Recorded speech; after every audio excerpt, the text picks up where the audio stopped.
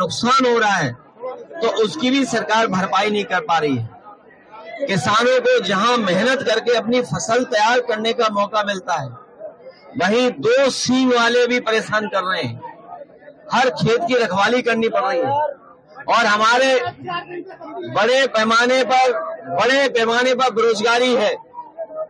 9 साल में इस सरकार ने नौजवानों को नौकरी रोजगार नहीं दिया। सोचिए आप, अगर नौजवान को नौकरी और रोजगार नहीं मिलेगा तो उनका भविष्य क्या है, और अगर नौजवानों का भविष्य नहीं है तो हमारे समाज का, प्रदेश का, देश का भविष्य अच्छा नहीं हो सकता है। मैं देख रहा हूं कि विधानसभा में बैठ करके भारतीय जनता पार्टी के लोग झूठ बोल रहे हैं। वो कह रहे हैं कि बिजली आ रही है, 24 घंटे बिजली दे रहे हैं, लेकिन यही कि हमारे लोग बता रहे हैं कि बिजली है ही नहीं है। और अगर बिजली आ भी रही है तो जो समाजवादी सरकार में बिजली बन रही थी उसको महंगा करके गरीबों को दे रहे हैं, उनसे ज्यादा पैसा वसूल रहे हैं। जीएसटी बढ़ाते बढ़ाते हमारे किसानों की हर सामान पे जीएसटी ले रहे हैं, उससे उनका सामान, इक्विपमेंट सब महंगे हो रहे हैं। ये महंगाई इसलिए कि मुनाफाखोरी की वजह से है। ये सरकार मुनाफा कमाना चाहती है, लाभ लेना चाहती है। और अभी तो सुनने में आ रहा है कि अमेरिका से जो अपने मित्र बताते थे राष्ट्रपति जी को, वो भी अब इनका साथ नहीं दे रहे हैं। ये लोग हमें और आपको उलझा रहे थे ट्रिलियन ट्रिलियन कह करके, ट्रिलियन कि हम ट्रिलियन ट्रिलियन की अर्थव्यवस्था बनाएंगे। लेकिन अमेरिका से राष्ट्रपति ने कह दिया कि 21 मिलियन हमने पैसा भेजा यहाँ पर, हमें आपको उलझा दिया ट्रिलियन ट्रिलियन में, और खुद 21 मिलियन पता नहीं कहां पहुंचा दिया है।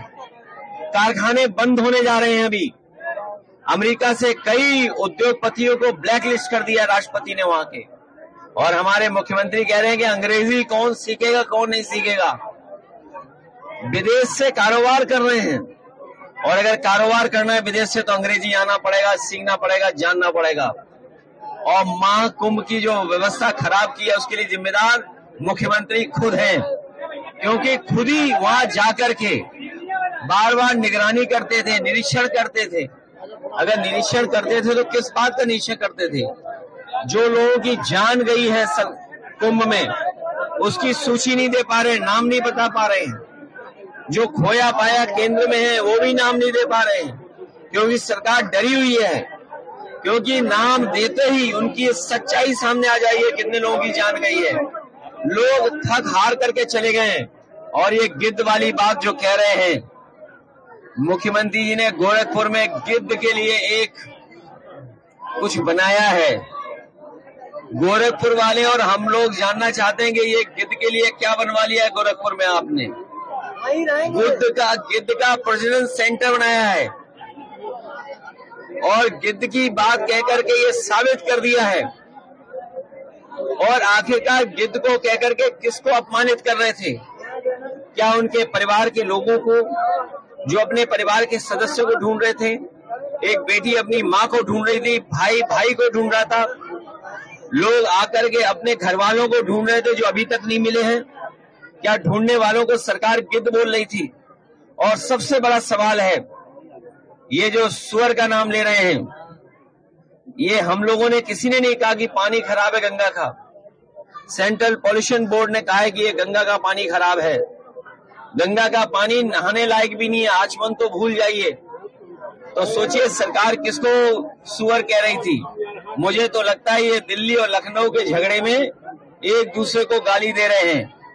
अगर उत्तर प्रदेश के बोर्ड कह रहा है, उत्तर प्रदेश का पॉल्यूशन बोर्ड कह रहा है कि पानी साफ है, और दिल्ली का पॉल्यूशन बोर्ड कह रहा है कि पानी खराब है, तो इसका मतलब है लखनऊ वाले दिल्ली वालों को सुअर कह रहे थे। ये जिम्मेदारी किसकी है? ये जिम्मेदारी दोनों सरकारों की थी।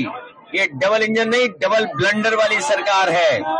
इंजन टकरा रहे हैं, डब्बे टकरा रहे हैं, और जनता भी इंतजार कर रही है कि इस बार इनके पास जब चुनाव होगा, सूखे पत्ते की तरह भारतीय जनता पार्टी का सफाया हो जाएगा। इस तरह की जो भाषा संसद में यूज हो रही है